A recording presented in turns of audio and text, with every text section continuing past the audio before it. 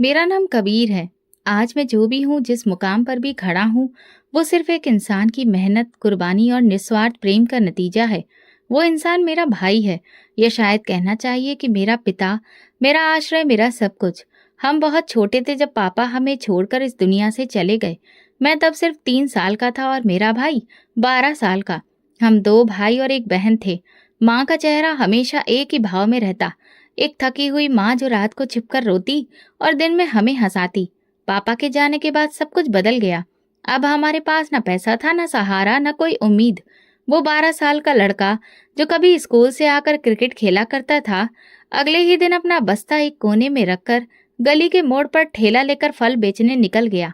वही सूरज जिसकी गर्मी कभी हमें स्कूल में परेशान करती थी, अब उसकी तपिश उसकी पीठ जला रही थी। भाई ने अपनी पढ़ाई छोड़ दी, लेकिन मेरे लिए उसका सपना और भी बड़ा हो गया। एक रात माँ ने उसे रोका, कहा, बेटा कुछ दिन तो आराम कर ले, रोज रोज तेरा चेहरा जलता जा रहा है। भाई ने माँ का हाथ थामा और सिर्फ इतना बोला, माँ, कबीर को पढ़ाना है, मेरा काम नहीं रुकेगा। मैं तब छोटा था, शायद उनकी बातों की गहराई नहीं समझ पाता था। हर सुबह वो मुझे स्कूल छोड़ता और खुद ठेले पर लग जाता। रात को जब थका हारा घर आता तो माँ उसके पांव दबाती और मैं अपनी कॉपी में कुछ लिखते हुए सोचता, एक दिन मैं कुछ बनूंगा ताकि भाई को ये सब ना करना पड़े। हमारा घर 2 छोटे कमरों का था। एक में माँ, बहन और मैं सोते, दूसरे में भाई। ना कोई पंखा, ना आराम। गर्मियों की रातों में मच्छर काटते, मगर भाई फिर भी चैन से सो जाता, जैसे दिन भर की थकान ही उसका सुकून हो। एक बार मैं बीमार पड़ गया। डॉक्टर ने कहा दवा महंगी है। माँ रोने लगी। भाई चुपचाप घर से निकला और अगले दिन ठेले पर कुछ माल कम था। बाद में पता चला उसने दवा के पैसे निकालने के लिए कुछ सामान गिरवी रखवा दिया था। वो दिन मुझे आज भी याद है, क्योंकि पहली बार मैंने भाई को चुपचाप दीवार की तरफ मुंह किए रोते देखा था। बस तू पढ़, वो अक्सर कहता। मैं चाहता हूँ जब लोग तेरा नाम लें तो कहें वो कबीर का भाई था। मेरे लिए वो सिर्फ भाई नहीं था, वो एक सपना था जो किसी और की आंखों में पल रहा था, लेकिन किस्मत में मेरी हकीकत बन गया। मोहल्ले वाले हंसते, ठेला लगाने वाले का भाई इंजीनियर बनेगा। भाई मुस्कुराकर कहता, सपने देखने में क्या जाता है। लेकिन जब ये सपना हर बेचे गए सेब के साथ सच होने लगे, तब असली मजा आएगा। जिंदगी का पहला सबक मुझे किताबों से नहीं, अपने भाई से मिला। अगर किसी से सच्चा प्रेम है तो उसके सपनों के लिए अपनी जिंदगी कुर्बान कर दो। मैं बड़ा होता गया, भाई के हाथ सख्त होते गए। उनकी हथेलियों पर छाले थे, लेकिन चेहरे पर कभी शिकन नहीं। उसने कभी कोई शिकायत नहीं की, बस एक बात दोहराता, एक दिन तू इंजीनियर बनेगा। फिर मुझे फर्क नहीं पड़ता कि मैं क्या कर रहा हूँ। जब मैं लखनऊ की एक बड़ी यूनिवर्सिटी में सिविल इंजीनियरिंग में दाखिला लेने पहुंचा और भाई को एडमिशन लेटर दिया, उसने कुछ नहीं कहा, बस चुपचाप मुझे गले लगा लिया। यूनिवर्सिटी की जिंदगी एक नई दुनिया थी, नए माहौल, नए लोग। भाई हर महीने पैसे वक्त पर भेज देता। एक बार मुझे प्रोजेक्ट के लिए एक खास सॉफ्टवेयर चाहिए था। मैंने भाई को फोन किया, भाई थोड़े ज्यादा पैसे चाहिए। उसने बस इतना कहा, तू चिंता मत कर, तेरा काम हो जाएगा। बाद में पता चला उसने 3 दिन तक ठेला नहीं लगाया, बल्कि रिक्शा चलाया। मेरी क्लास के बाकी बच्चों के पास सब कुछ था, बाप का बिजनेस, गाड़ियां, ऐशो आराम। मेरे पास सिर्फ भाई का यकीन था। पहले सेमेस्टर में मेरी क्लास में दूसरी पोजीशन आई। यूनिवर्सिटी के बोर्ड में मेरा नाम आया। मैंने उसकी तस्वीर भाई को भेजी और वो मोहल्ले के हर आदमी को दिखाता फिरता। बाद में मेरी एक क्लासमेट मेनका से दोस्ती हुई। बात धीरे धीरे रिश्ते तक पहुंच गई। मैंने भाई को नहीं बताया, शायद इसलिए कि मैं चाहता था सब कुछ सही तरीके से हो जाए। फाइनल ईयर में मुझे एक बड़ी कंपनी से नौकरी का ऑफर मिला। भाई को बताया, उसने बस कहा, अब तू सफल हो गया ना, एक वादा कर, मुझे कभी भूलना मत। मैं हंसा, कभी नहीं। मैंने मेनका को प्रपोज किया, उसने हाँ कर दी। शादी सादगी से हुई। भाई ने जो घड़ी पापा पहनते थे वही दी। वो अब मेरी सबसे अनमोल चीज है। शादी के बाद मैंने शहर में रहने का फैसला किया। फ्लैट, गाड़ी, ऑफिस, नई जिंदगी शुरू हो गई। भाई ने कभी कोई शिकायत नहीं की। एक दिन भाई का फोन आया, कबीर, सोच रहा हूँ कुछ दिन शहर आ जाऊं, तुमसे मिलने का मन है, बच्चों के लिए थोड़ा सामान भी लेना है। मैंने बात मेनका को बताई। वो थोड़ी देर चुप रही, फिर बोली, कबीर, मैं मना नहीं कर रही, लेकिन उन्हें अंदाजा होना चाहिए ना कि यहाँ का माहौल अलग है। अगर वो किसी गेस्ट हाउस में रुक जाएं तो बेहतर होगा। हमें भी प्राइवेसी चाहिए। और उनके बच्चे, उनका शोर, तुम समझ रहे हो ना। मुझे कुछ समझ नहीं आया। भाई पहली बार शहर आ रहा था। मैंने हंसते हुए बात टालनी चाही, लेकिन उसके लहजे में सख्ती थी। कबीर, हमने ये जिंदगी बहुत मेहनत से बनाई है, अब हमें उसे संभालना है। मैंने भाई को फोन किया। भाई, आप किसी गेस्ट हाउस में रुक जाओ, मैं रोज मिलने आ जाऊंगा। उसने कुछ पल चुप रहकर सिर्फ इतना कहा, जैसा तुझे सही लगे। वो आया, बच्चों के लिए कुछ कपड़े लेने थे। मैंने पैसे दिए, उसने इनकार कर दिया। कबीर, मैं भिखारी नहीं हूँ, बच्चों के लिए जो चाहिए वो मैं खुद ले लूंगा। उसी रात घर आकर मेनका ने फिर बात छेड़ी। देखा, कितना बेहतर हुआ कि वो लोग यहाँ नहीं आए। अगर आते तो हमें कितनी परेशानी होती। तुम्हारा फैसला सही था। मैं खामोश रहा। भाई अगले दिन वापस चला गया। जाते हुए बोला, कबीर तू अच्छा है बेटा, और अब अच्छा पति भी। बस खुद को इतना मत बदल लेना कि पहचान में ही ना आ सके। ये पहली बार था जब मेरे दिल में कुछ चुभा, लेकिन मैंने उसे नजरअंदाज कर दिया। मैं समझता था ये समय की मजबूरी है। कुछ हफ्ते बाद एक और वाकया हुआ। मेनका के रिश्तेदार शहर आए और कुछ दिन हमारे फ्लैट में रुके। उनके बच्चों का शोरगुल, ड्राइंग रूम में फैले खिलौने, मेनका ने सब कुछ खुशी खुशी सह लिया। मैंने मजाक में पूछा, इनका शोर तो तुम्हें बुरा नहीं लगा? मेनका बोली, यही फर्क होता है कबीर, ये लोग हमारी सोच और स्तर के हैं। इनका तरीका सभ्य है, तुम खुद समझदार हो। अब मुझे अंदाजा होने लगा था कि मेनका के लिए रिश्ते सिर्फ खून के नहीं, हैसियत के भी होते हैं। इसी दौरान भाई ने बुलाया। उसके बेटे का दाखिला 10वीं में हुआ था। वो चाहता था मैं कुछ सलाह दूं। मैंने वादा किया, पर दफ्तर की व्यस्तता के कारण जा ना सका। फोन पर माफी मांगी। भाई ने हमेशा की तरह नरम लहजे में कहा, कोई बात नहीं, वक्त मिले तो आ जाना। मेनका अक्सर कहती, गांव की फिजा अजीब होती है, मुझे घुटन सी महसूस होती है। वहां की औरतों का रवैया भी अजीब होता है। एक दिन मैंने यूं ही कहा, सोच रहा हूँ भाई को हमारे साथ शहर आने का न्योता दूं। मेनका झल्लाई, कबीर प्लीज, हमारे पास कोई गुंजाइश नहीं है। और खुद सोचो, वे यहाँ कैसे एडजस्ट करेंगे? ना उनके बच्चों की आदतें यहाँ की हैं, ना अंदाज। मैंने सिर्फ इतना कहा, पता है वे अब भी दिन में 12-13 घंटे मेहनत करते हैं, उनके लिए कुछ आसानी हो जाएगी। मेनका का लहजा सख्त हो गया। कबीर, ये तुम्हारा भावुक फैसला है, भावनाओं से घर नहीं चलते। मैं खामोश हो गया। यही खामोशी मेरी नई जिंदगी और पुराने रिश्तों के बीच की पहली दरार थी। शहर की जिंदगी एक लगातार दौड़ है। सुबह ऑफिस, शाम को मीटिंग्स, वीकेंड्स पर मेनका के रिश्तेदारों की दावतें या बच्चों के टेस्ट। इन्हीं सब में कभी कभी भाई की याद आती तो फोन कर लेता। ज्यादातर वो खुद ही कॉल कर लेते। गांव में अब भी मेरे नाम से लोगों को उम्मीद थी। भाई सबको बताता, कबीर शहर में बड़ी कंपनी में इंजीनियर है, अपनी फील्ड का माहिर है। पर हकीकत ये थी कि मैं सिर्फ फोन पर मौजूद था, बाकी सब कुछ तस्वीरों और यादों में सिमट गया था। एक दिन पुराने सिम में चेक किया तो देखा भाई ने पिछले महीने में 6 बार कॉल्स की थी। मैंने खुद से कहा, अगर कोई खास बात होती तो मैसेज करते। कुछ दिन बाद फोन किया तो भाई बोले, कबीर तू व्यस्त होगा, लेकिन कभी वक्त मिले तो एक बार आ जा। मैं सोच रहा हूँ अगले महीने छुट्टी लूं, बस तू अपना ध्यान रख। मेनका और बच्चों को मेरा प्रणाम कहना। जैसे उनके दिल की सारी हसरत इन चंद लफ्जों में उतर आई थी। एक दिन मैंने मेनका से कहा, मैं सोच रहा हूँ भाई को कुछ पैसे भेज दूं, शायद बच्चों की फीस वगैरह में काम आ जाए। मेनका तुरंत बोली, कबीर हमारे भी तो खर्चे हैं, बच्चों की ट्यूशन, गाड़ी की किस्त, मेरे कजन की शादी, हर वक्त उनके लिए क्यों सोचते हो? मैंने बहस नहीं की, बस व्हाट्सएप पर भाई को नमस्ते लिखा, फिर डिलीट कर दिया। कुछ दिन बाद भाई ने फोन किया। इस बार उनकी आवाज पहले से ज्यादा थकी हुई लग रही थी। कबीर, सर्दियां आ गई हैं, बच्चों के लिए कुछ गर्म कपड़े देख रहा हूँ, अब कीमतें बहुत बढ़ गई हैं। मैंने कहा, ओह अच्छा, मैं देखता हूँ। नहीं, मैं मांगने के लिए नहीं कह रहा, बस बातों में निकल गया, बुरा मत मानना। मैं हंसकर बोला, नहीं भाई, आप तो कुछ भी कह सकते हैं। लेकिन सच ये था कि उस महीने मैंने अपने बच्चों के लिए नया हीटर और बेडशीट सेट लिया था।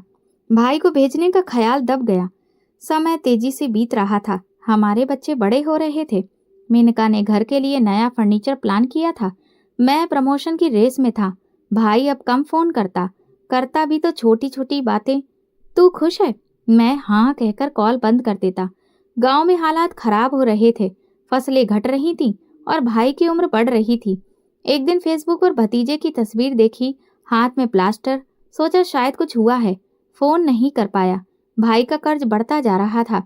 वही कर्ज जो मेरी यूनिवर्सिटी की फीस के लिए लिया गया था, अब वो उसे चुकाने की अंतिम कोशिश में लगा था। एक बार मेनका ने कहा, कबीर, तुम्हारे भाई लोग हमें फॉलो करते हैं, उनके बच्चों को देखो ना, कोई एजुकेशन है ना ग्रूमिंग। मैंने बस सिर हिला दिया। अब कॉल बस औपचारिक रह गई थी। नमस्ते, सब ठीक? हाँ, सब खैरियत। ठीक है, नमस्ते। एक वक्त था जब वो मुझे स्कूल छोड़ने जाते थे। आज मैं उनकी जिंदगी से तकरीबन गायब था। ऑफिस की व्यस्त सुबह थी, तभी मोबाइल स्क्रीन पर भाई का नाम चमका। दिल में ख्याल आया, अब क्या? फोन उठाया। नमस्ते भाई, सब ठीक? कुछ पल खामोशी के बाद बोले, कबीर, छोटी वाली बेटी का एक्सीडेंट हो गया है। मैं चौंका। क्या हुआ? साइकिल से स्कूल जा रही थी, एक गाड़ी ने टक्कर मार दी। पैर में फ्रैक्चर है, ऑपरेशन जरूरी है वरना चल नहीं पाएगी। मैंने पूछा, कितने रुपए लगेंगे? 40 से 50 हजार के बीच। ठीक है, मैं देखता हूँ। फोन काटा और मेनका को बताया। वो बोली, अब हर बार तुम्हारा फर्ज है, बच्चों की फीस देनी है। पिछली बार भी तुमने खुद से पैसे भेजे थे, उन्हें अपनी जिम्मेदारी खुद समझनी चाहिए। मैं बोला, बच्चा है, एक बार की बात है। कबीर, तुम जज्बाती हो जाते हो। आज बच्चे, कल कुछ और, हर बार तुम ही क्यों? मैं चुप हो गया। रात को बैंक का ऐप खोला, पैसे भेजे, कोई मैसेज नहीं लिखा। 2 दिन बाद भाई का मैसेज आया, कबीर, शुक्रगुजार हूँ, ऑपरेशन कल है, भगवान तुम्हें सलामत रखे। मैंने पढ़ा, जवाब नहीं दिया। ऑपरेशन के दिन ऑफिस विजिट पर गया। शाम को घर पहुंचा तो मेनका बच्चों के प्रोजेक्ट की बात करने लगी। मैं ऑपरेशन भूल गया। 2 दिन और बीते, न भाई का फोन न मेरा। 2 हफ्ते बाद भाई का पैगाम आया, बच्ची का ऑपरेशन सफल रहा, अब ठीक है। धन्यवाद कबीर। जैसे कोई दरवाजा धीरे से बंद हो गया हो। मेनका ने पूछा, गांव से कोई खबर? हाँ, सब ठीक है। देख लिया ना, बिना ज्यादा खर्च के काम बन गया। मैंने कोई जवाब नहीं दिया। इसके बाद भाई ने कभी कोई जरूरत नहीं बताई। अब भी हफ्ते में एक बार फोन आता, हाल पूछते, हर बार बात खत्म करते, बस खुश रहो। एक दिन ऑफिस से जल्दी लौटा, मौसम अच्छा था। दरवाजा खोला, नौकर दौड़ता हुआ आया, साहब, आपके भाई अभी आए थे, वापस चले गए। कब? आधे घंटे पहले। हाथ में 2 थैलियां थीं, एक में घी, दूसरी में दूध। मेनका अंदर से निकली, खिन्नता चेहरे पर। मुझे समझ में नहीं आता, ये लोग बिना बताए कैसे चले आते हैं? क्या हुआ? भाई वापस क्यों चले गए? आते ही बैल बजाई। मैंने दरवाजे पर जाकर देखा, वही पुरानी शक्ल, वही थैलियां। कहा, भाई साहब, ये सब यहाँ भी मिलता है? मैंने कहा, मेनका, वो मोहब्बत से लाते हैं। मोहब्बत का मतलब ये नहीं कि हर बार पुराना सामान लेकर आ जाएं और हमें शर्मिंदा करें। तुम्हारे ऑफिस के लोग देख लेते तो क्या सोचते? मैं खामोश हो गया। थोड़ी देर बाद भाई को फोन किया, अभी आप आए थे? हाँ, घी और दूध लाया था बच्चों के लिए, मगर तुम व्यस्त थे।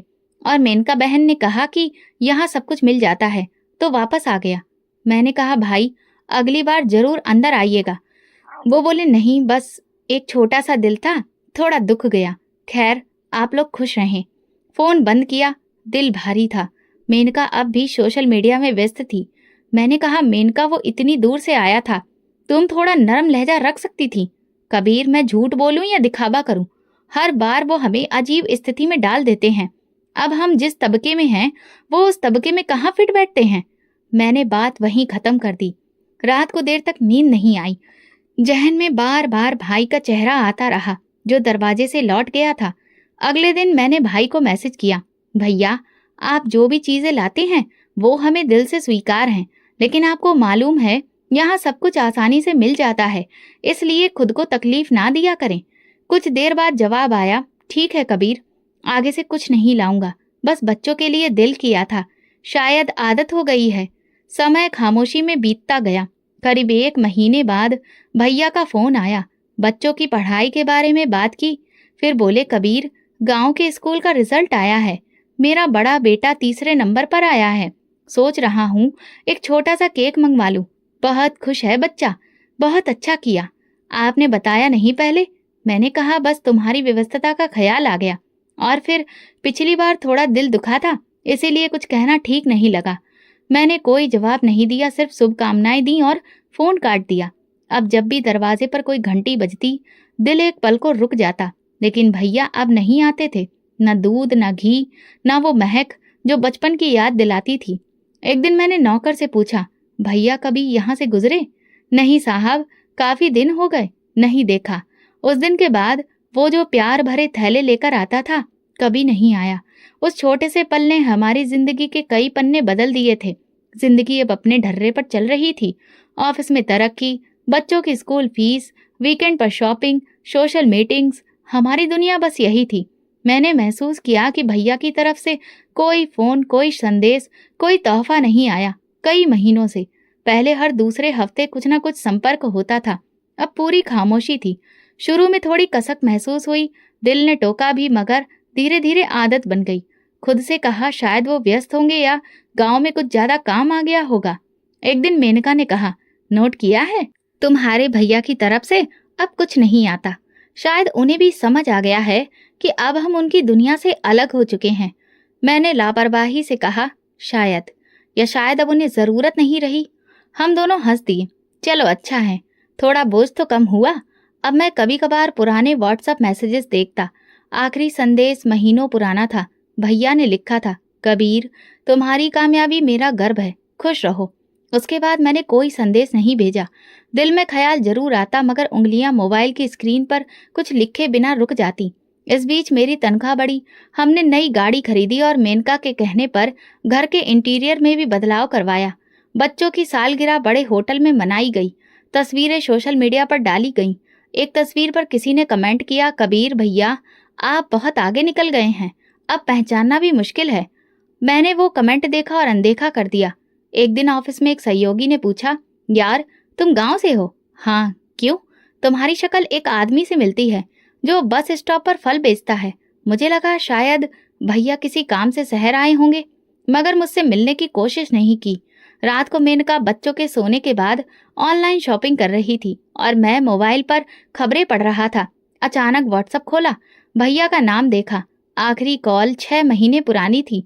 कॉल करने का मन हुआ, मगर मेनका ने पूछा, क्या सोच रहे हो? बस यूं ही भैया का नंबर देखा। अगर कुछ जरूरी होता तो वो खुद बात करते, तुम क्यों चिंता कर रहे हो? मैंने फोन वापस रख दिया। क्या मैं हमेशा पहल करता रहूं? ये सवाल जहन में रह गया।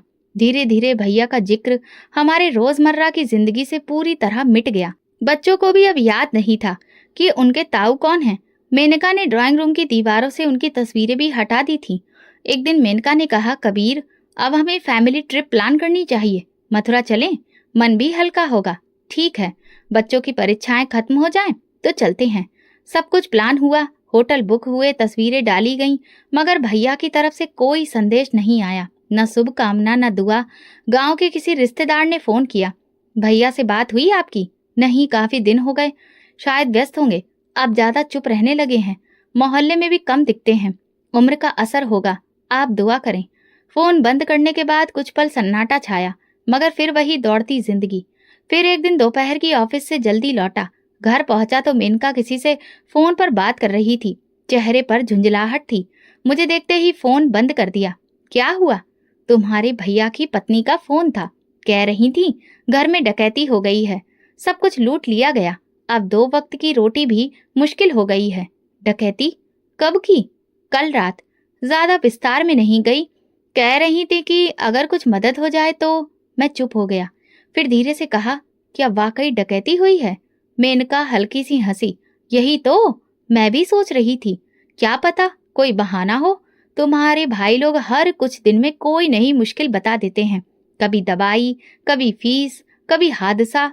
मैंने थोड़ा सख्ती से कहा, मुमकिन है सच हो, आखिर गांव का इलाका है, सुरक्षा कम होती है।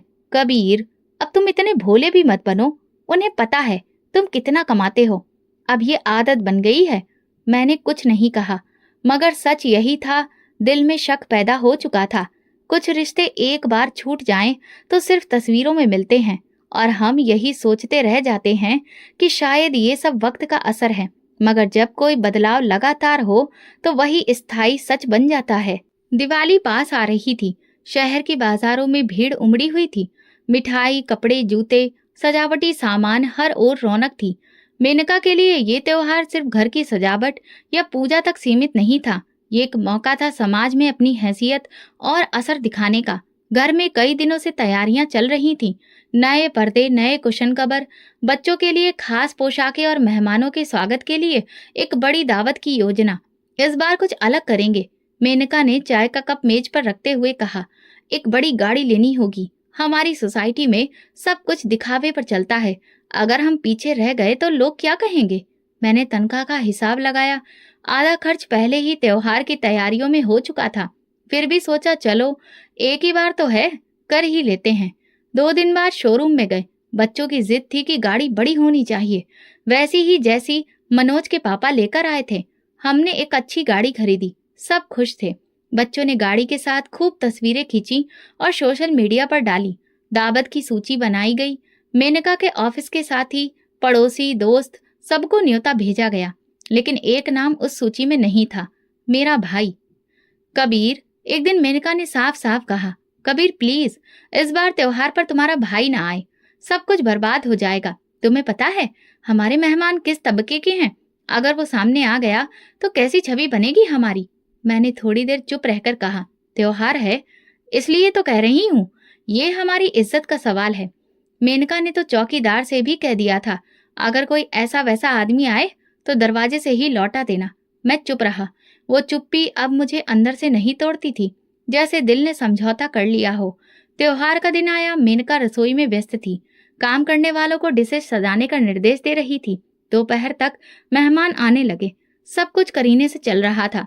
खाने की खुशबू, धीमी आवाजों की गूंज, मेनका की सहेलियां तस्वीरें खींच रही थी। हर चीज बिल्कुल परफेक्ट लग रही थी। तभी चौकीदार अंदर आया और धीरे से बोला, साहब बाहर कोई आपसे मिलने आया है। मैंने बिना सोचे कहा, अभी नहीं, कह दो बाद में आए। चौकीदार लौट गया। मेनका पास आई और बोली, मैंने पहले ही कहा था ना, हर साल किसी न किसी तरह ये लोग आ ही जाते हैं। मैंने चुपचाप सिर हिला दिया। बच्चे मेहमानों के साथ खेल रहे थे। मेनका मुस्कुरा रही थी, लेकिन मेरे भीतर कुछ था जो एकदम खामोश था। इतना खामोश कि शायद अब उसे आवाज भी नहीं आनी चाहिए थी। शाम के वक्त चौकीदार फिर से आया। साहब वही आदमी अब भी बाहर बैठा है, 3 घंटे हो गए, कह रहा है कि भाई हूँ, बस मिलने आया हूँ। मैंने एक पल को सांस रोकी, फिर सख्त लहजे में कहा, जाओ उसे कह दो वापस चला जाए, मेरे पास फुर्सत नहीं है। चौकीदार चला गया। मेनका मुस्कुराकर बोली, ठीक किया तुमने।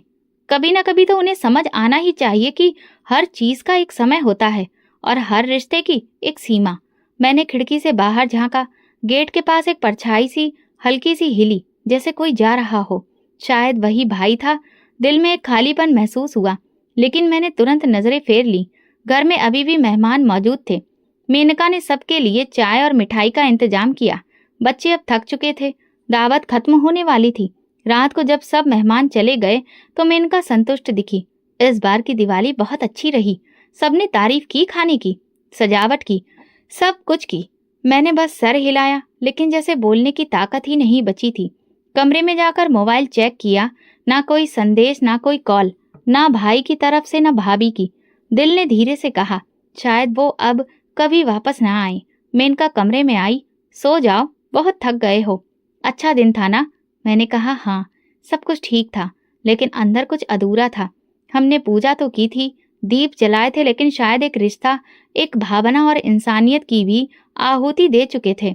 दिवाली तो गुजर गई, लेकिन उस दिन के बाद जैसे दिल में एक अजीब सी खाली जगह बन गई थी। 2 दिन बाद जब मैं ऑफिस जाने के लिए गैराज में पहुंचा तो चौकीदार ने धीरे से कहा, साहब वो जो दिवाली वाले दिन आए थे, 3 घंटे बाहर खड़े रहे, धूप में, गेट के पास, दीवार से टेक लगाकर, कुछ खाया पिया भी नहीं। मैंने गाड़ी की चाबी थाम रखी थी। वो अब भारी लगने लगी। तुमने कुछ कहा नहीं? मैंने पूछा। कहा था साहब, लेकिन वो बोले कबीर कहेगा तो ही जाऊंगा, नहीं तो यहीं रहूंगा। फिर जब आपने मना कर दिया तो वो चुपचाप चले गए। नजरें नीची थीं, आवाज में जान नहीं थी। मैंने दरवाजा चुपचाप बंद किया और ऑफिस निकल गया।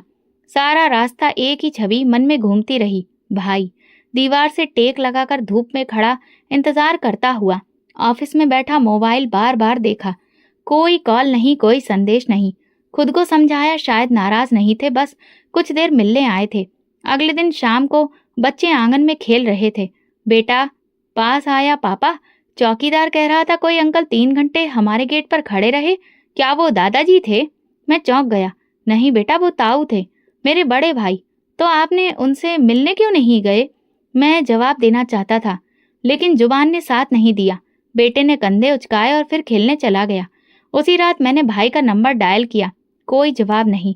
कुछ देर बाद दोबारा मिलाया, फोन बंद था। मेनका ने देखा, फिर से कॉल किया। अब क्या फायदा? अगर उन्हें अपनी जगह का अंदाजा नहीं तो ये उनकी गलती है, हमने कुछ गलत नहीं किया। कबीर, तुम हमेशा भावनाओं में बह जाते हो, कभी तो दिमाग से काम लिया करो। मैंने बहस नहीं की, बस चुपचाप कमरे में गया, लैपटॉप ऑन किया। लेकिन निगाहें स्क्रीन पर नहीं थी, दरवाजे पर थी। वही दरवाजा जहां भाई कभी 3 घंटे खड़ा रहा। अगले दिन एक पुराना परिचित, गांव के एक जानने वाले का फोन आया। औपचारिक नमस्कार के बाद बोला, कबीर भाई माफ करना, लेकिन एक बात कहनी थी। हाँ कहिए। आपके भाई इन दिनों बहुत खामोश हो गए हैं। पहले जो बच्चों के साथ हंसते बोलते थे, अब बस कमरे में रहते हैं, ना बाहर जाते हैं, ना किसी से बात करते हैं। लोग कह रहे थे कुछ दिन पहले शहर गए थे, शायद किसी से मिलने, मगर खाली हाथ लौट आए। मैं चुप रहा। हम सब परेशान हैं। आप उनके भाई हो, समय मिले तो आकर मिल लेना। कभी कभी खामोशी बहुत कुछ खत्म कर देती है। फोन कट गया, लेकिन दिल पर बोझ छोड़ गया। ऑफिस में बैठा रहा, लेकिन मन कहीं नहीं लगा। शाम को घर लौटा, मेनका टीवी देख रही थी। मैं गांव जा रहा हूँ, सुबह निकलूंगा। मेनका ने कहा अचानक। हाँ, थोड़ा जरूरी काम है। कबीर, तुम फिर से भावनाओं में बह रहे हो। अगर वो खुद लौट गए थे तो शायद समझ गए होंगे। तुम क्यों खुद को ही दोष देते हो? मैंने बस इतना कहा, शायद अब मैं समझदार हो गया हूँ। उस रात नींद नहीं आई। हर थोड़ी देर में ऐसा लगा जैसे दरवाजे की घंटी बजी हो, लेकिन हकीकत में कुछ नहीं था। अगली सुबह गाड़ी निकाली, लेकिन दिल ने कहा अब बहुत देर हो चुकी है। मैं रुक गया। फोन फिर किया, अब भी बंद। भाई वाकई खामोश हो गए थे। वो आवाज जो हर बार मेरा हाल पूछती थी, अब कहीं खो चुकी थी। वो आखिरी इंतजार था और मैंने उसे नजरअंदाज कर दिया था। अब जब भी दरवाजे की घंटी बजती है, दिल कांप जाता है, कहीं वो फिर से ना आ गए हों। मगर अब कोई नहीं आता। रिश्ता टूट चुका है। ना कोई शिकायत, ना कोई गिला, बस खामोशी और खामोशी। कभी कभी सबसे बड़ी चीख होती है जो सिर्फ वही सुन पाता है जिसका दिल वाकई सुनने के काबिल हो। अगली सुबह ऑफिस जाते हुए गाड़ी स्टार्ट की ही थी कि एक अनजान नंबर से कॉल आई। आवाज किसी बुजुर्ग आदमी की थी, धीमी और झिझकती हुई। नमस्ते कबीर जी, मैं बोल रहा हूँ गांव से, आपके मोहल्ले का बलबीर। एक बुरी खबर है, दिल मजबूत रखिए। दिल जैसे एक पल को थम गया। क्या हुआ? साफ साफ बताइए। आपके भाई और उनके पूरे परिवार ने कुछ ऐसा खा लिया जिससे उनकी तबीयत बहुत बिगड़ गई है। बीवी, बच्चे, सबको अस्पताल लाया गया है, लेकिन डॉक्टर कह रहे हैं कि उनके बचने की उम्मीद बहुत कम है। मेरे हाथ से मोबाइल गिरते गिरते बचा, जुबान जैसे सूख गई। क्या सब? जी। पड़ोसियों ने वक्त पर देखा तो अस्पताल पहुंचाया, लेकिन हालत बेहद नाजुक है। मैं कुछ नहीं बोला, बस फोन बंद किया, गाड़ी मोड़ी और सीधे शहर से गांव की ओर चल पड़ा। घर पहुंचा तो मेनका नाश्ते की मेज सजा रही थी। क्या हुआ? अचानक लौट क्यों आए? गांव जाना है। भाई के परिवार की हालत नाजुक है, सब अस्पताल में है। वो चौंकी। ये क्या कह रहे हो? डॉक्टर कह रहे हैं बचने का कोई आसार नहीं। कुछ लम्हों के लिए सब कुछ थम गया। जाओ, फौरन निकलो, मेनका ने धीरे से कहा। मैंने गाड़ी निकाली और बिना एक पल गवाए अस्पताल पहुंचा। भीतर एक अजीब सी चुप्पी पसरी थी, जैसे दीवारों तक से दुख टपक रहा हो। नर्स बोली, हमने पूरी कोशिश की, लेकिन जब लाए गए तब तक बहुत देर हो चुकी थी। मैं वार्ड के दरवाजे तक गया। सामने सफेद चादरों में लिपटे 6 शरीर पड़े थे। भाई, भाभी और उनके चारों बच्चे। चेहरे जो कभी मुस्कुराते थे आज निश्चल पड़े थे, आंखें बंद, चेहरे पर अजीब सी थकान, जैसे बहुत कुछ सह लिया हो। एक साथी पास आया। कबीर भैया, हम आपको बताना नहीं चाहते थे, भाई साहब कई दिनों से कर्ज में थे। कर्ज? कैसा कर्ज? आपकी यूनिवर्सिटी की फीस, हॉस्टल, किताबें, सबके लिए उन्होंने गांव के साहूकारों से उधार लिया था। सोचा था कि आप सेटल हो जाओगे तो चुकता कर देंगे, लेकिन आप तो शहर चले गए और वो कर्ज बढ़ता गया। उन्होंने कभी बताया नहीं। मेरी आवाज कांप रही थी। बताया क्यों नहीं? वो आपसे शर्मिंदा थे। हमेशा कहते थे कबीर मेहनत कर रहा है, कभी बोझ नहीं बनेंगे। उन्होंने कभी कुछ नहीं मांगा, बस दुआ की। मैंने आंखें बंद कर ली। सब कुछ धुंधला सा दिख रहा था।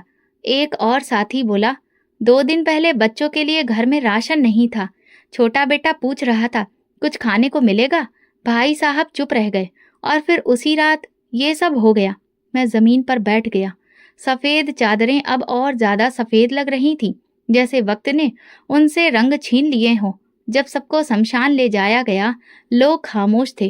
कुछ की आंखों में आंसू थे, कुछ बस नजर झुकाए खड़े थे। कोई मेरे कंधे पर हाथ रखता और कहता, क्या फायदा ऐसी कामयाबी का जब भाई का घर भूखा मर जाए। एक बुजुर्ग ने धीमे से कहा, तुम्हारे भाई ने अपनी पूरी जिंदगी तुम्हारे लिए समर्पित कर दी और तुम उनकी जिंदगी से बेखबर हो गए। अंतिम संस्कार के बाद मैं अपने भाई के जर्जर घर में दाखिल हुआ। 2 छोटे कमरे, एक सकरा सा आंगन और हर दीवार पर समय की मार के निशान थे। रसोई में एक टूटी हुई अलमारी जिसमें खाली बर्तन रखे थे। एक कोने में पड़ा पुराना संदूक था, उसमें कुछ कागज, भाई के हाथ से लिखी गई प्रार्थनाएं और मेरी बचपन की तस्वीर थी। मैंने वो कागज खोला, उस पर लिखा था, हे भगवान, मेरे छोटे भाई को सफल बनाना, उसे वो सब देना जो मैं कभी नहीं पा सका। अगर मेरी प्रार्थनाएं कम पड़ जाएं तो मेरी उम्र में से कुछ देकर उसे दे देना। ये पढ़कर मेरी आंखें भर आईं। पहली बार दिल ऐसा टूटा जैसे भीतर से कुछ बिखर गया हो। घर लौटा तो मेनका ने दरवाजा खोला। चेहरा पीला पड़ा हुआ था और आवाज कांप रही थी। क्या हुआ? मैंने पूछा। उसने कहा, सब खत्म हो गया है। क्या मतलब? सब मर गए, भाई, बच्चे, भाभी, और ये सब हमारी वजह से हुआ। कुछ देर की चुप्पी के बाद उसने कहा, शायद हमें वो दिन याद रखना चाहिए जब हमने उन्हें दरवाजे से लौटा दिया था। मैं कुछ नहीं कह पाया। अब कहने को कुछ बचा भी नहीं था। भाई की चिता की राख के बाद जिंदगी में एक अजीब खालीपन था। मैं शहर तो लौट आया, लेकिन भीतर कुछ टूट चुका था। मेनका की बातों में अब वो चमक नहीं रही। बच्चों की हंसी में भी मासूमियत खो चुकी थी। दफ्तर लौटने के दूसरे ही हफ्ते एक अजीब वाकया हुआ। मैं फाइलें देख रहा था कि अचानक 2 आदमी ऑफिस में घुसे। हम भ्रष्टाचार विरोधी विभाग से हैं। आपके खिलाफ सरकारी फंड के दुरुपयोग का केस है। हमारे पास सबूत है। मैं चौंक गया। आपको कोई गलतफहमी हो गई है? नहीं, उन्होंने कहा। आपके दस्तखत वाली फाइलें और बैंक डिटेल्स हमारे पास हैं। आपको हमारे साथ चलना होगा। सारे ऑफिस के लोग मुझे देख रहे थे। एक कलीग ने धीरे से कहा, कबीर जी, अब गिरफ्तारी होगी। मैं चुप रहा, जैसे मन पहले ही टूट चुका था और अब जो हो रहा था वो बस औपचारिकता थी। जेल में दाखिल होते ही मेरा मोबाइल, बटुआ और बाकी सामान ले लिया गया। चंद दिनों में ही बर्खास्तगी का नोटिस भी आ गया। बैंक खाते फ्रीज कर दिए गए। जो कुछ सालों में कमाया था वो एक पल में छिन गया। 1 हफ्ते बाद मेनका मुझसे मिलने आई। चेहरा उतरा हुआ, आंखें खाली। मैं कुछ नहीं बचा सकी कबीर। घर जब्त हो गया है। बच्चों को स्कूल से निकालना पड़ा। मैं अब गांव लौट रही हूँ, तुम्हारे भाई के घर, और शायद तुम सही थे। ये सब हमें तुम्हारे भाई की बद्दुआ लगी है। मैंने नजरें झुका ली। मेनका, मैं एक हत्यारा हूँ, सिर्फ उनका नहीं, अपने जमीर का भी। मैंने तुम्हें कई बार रोकने की कोशिश की थी, वो बोली, लेकिन शायद हम दोनों ही खुदगर्ज हो गए थे। हम सब कुछ हासिल करना चाहते थे, लेकिन जो असल में हमारा था वो सब खो बैठे। अगले दिन जेल में पड़े एक पुराने अखबार में मेरी तस्वीर छपी थी। प्रसिद्ध इंजीनियर कबीर भ्रष्टाचार के केस में गिरफ्तार, सारी संपत्ति जब्त। जेल में वक्त जैसे थम गया था। हर दिन एक जैसा, हर पल एक सवाल लिए। भाई की चुप्पी, भाभी की भूख, बच्चों की प्यास, सब जो मैंने अनदेखा कर दिया था अब मन में शोर बन गया था। 6 महीने बाद सजा पूरी हुई। रिहाई के वक्त जेल का गार्ड बोला, साहब, दुनिया में सब कुछ मिल जाता है, बस वक्त और रिश्ते वापस नहीं आते। बाहर आकर वही सड़कें, वही शहर, पर अब सब अजनबी था। न घर रहा, न दफ्तर, न वो इज्जत जो कभी नाम के साथ जुड़ी थी। मेनका ने दरवाजा खोला, चेहरे पर थकान, आवाज में थोड़ी सी नरमी थी। आ जाओ, अब यही हमारा घर है। वही 2 कमरों वाला पुराना घर जिसे हम कभी फकीरों का घर कहते थे, अब वही हमारी आखिरी पनाहगाह था। आंगन में भाई के लगाए हुए पौधे अब पेड़ बन चुके थे, लेकिन उन पर भी कोई रौनक नहीं बची थी। हर दीवार मेरी खुदगर्जी की गवाही दे रही थी। हर कमरा जैसे किसी सजा की तरह लग रहा था। मेनका ने बताया कि लोग अभी भी तरह तरह की बातें करते हैं, लेकिन मुझे अब किसी की परवाह नहीं रही। भाई की यादें इस घर में रची बसी हैं। कम से कम आत्मा को थोड़ी शांति है। रात को कमरे में बैठा मैं भाई की वो डायरी पढ़ रहा था जिसमें उसने मेरे बचपन की हर सफलता को दर्ज किया था। एक पन्ने पर लिखा था, आज कबीर ने अपनी पहली तनख्वाह ली है। मैंने मंदिर जाकर भगवान का धन्यवाद किया। मेरी जिंदगी की सबसे बड़ी कमाई यही थी। वो शब्द मेरे दिल को चीरने लगे।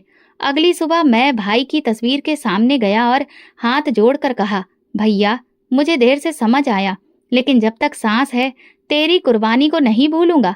गांव के लोग अब मुझे तरस भरी निगाहों से देखते हैं, वही लोग जो पहले सम्मान से देखा करते थे। रात धीरे धीरे गहराती जा रही थी। छत पर लेटा मैं आसमान को ताक रहा था। वही तारे जिनकी कभी बचपन में भाई के साथ गिनती की कोशिश करता था, अब कुछ ज्यादा ही दूर लग रहे थे। ठंडी हवा चेहरे को छू रही थी, मगर दिल की तपिश कम नहीं हो रही थी। घर के अंदर मेनका बच्चों को सुलाने की कोशिश कर रही थी। उसकी आवाज अब धीमी और थकी हुई लगती थी। शायद वो भी अंदर से टूट चुकी थी। हम दोनों की हालत एक सी थी, बस अपने दर्द को बयां करने का तरीका अलग था। एक वक्त था जब ये घर हमें छोटा और शर्मिंदगी का एहसास देने वाला लगता था। आज यही 2 कमरों का मकान हमारी पनाहगाह बन गया था, हमारी असलियत का आईना। कमरे में लौटकर मैंने दीवार पर टंगी भाई की आखिरी तस्वीर को देखा।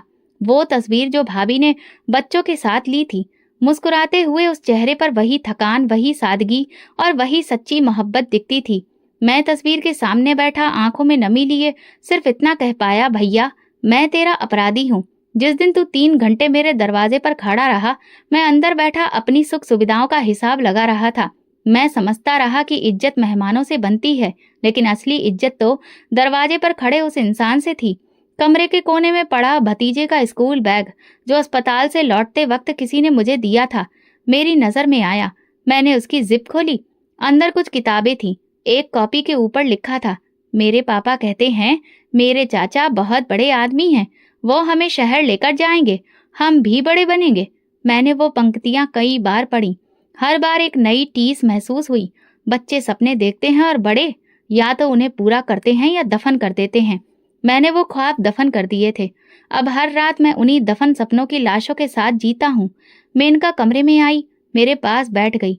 कुछ देर खामोश रही, फिर बोली, कभी कभी सोचती हूँ काश उस दिन दरवाजा खोल दिया होता, काश सब कुछ बच जाता। काश, यही एक शब्द था जो हर वाक्य के अंत में छिपा होता है, जैसे बीते वक्त को थोड़ा सा बदलने की नाकाम कोशिश। सुबह जब मंदिर की घंटियां बजी, मैंने पहली बार सच्चे मन से प्रार्थना की। हाथ उठाए, आंखों से आंसू बहते हुए बस यही कहा, हे भगवान, जो पाप हो चुके उनका प्रायश्चित शायद ना हो सके, लेकिन जो सांसें बची हैं उन्हें माफी का जरिया बना देना। अब मैं काम की तलाश में हूँ। गांव के प्राइमरी स्कूल में सफाई की नौकरी मिल गई है। मेनका ने एक छोटा सा सिलाई केंद्र शुरू किया है। बच्चों का दाखिला सरकारी स्कूल में करा दिया है। हम सब जीने की कोशिश कर रहे हैं, मगर असली जिंदगी तो वो थी जो मैंने खो दी। अब जब भी कोई कहता है, कबीर जी, आप तो शहर के बड़े इंजीनियर थे ना, तो मैं बस मुस्कुरा देता हूँ और कहता हूँ, मैं सब कुछ था, लेकिन इंसान नहीं बन पाया। ये कहानी सिर्फ मेरे भाई की नहीं, हर उस इंसान की है जो किसी और की खातिर खुद को मिटा देता है, और हर उस शख्स की जो अपनी कामयाबी के नशे में वो रिश्ते भूल जाता है जो उसे वहां तक ले आए होते हैं। मेरे पास अब सब कुछ नहीं बचा, लेकिन एक जुमला है जो हर सांस के साथ मेरे भीतर गूंजता है, मैं अब भी जिंदा हूँ, लेकिन हर पल मरता हूँ। तो दोस्तों, अगर आपको हमारी कहानी पसंद आई हो तो कमेंट करके ज़रूर बताएं। वीडियो को लाइक करें और ज़्यादा से ज़्यादा शेयर करें। अगर आप चैनल पर नए हैं तो सब्सक्राइब जरूर करें और नोटिफिकेशन बेल को दबाएं, ताकि अगली अपडेट सबसे पहले आपको मिले। धन्यवाद।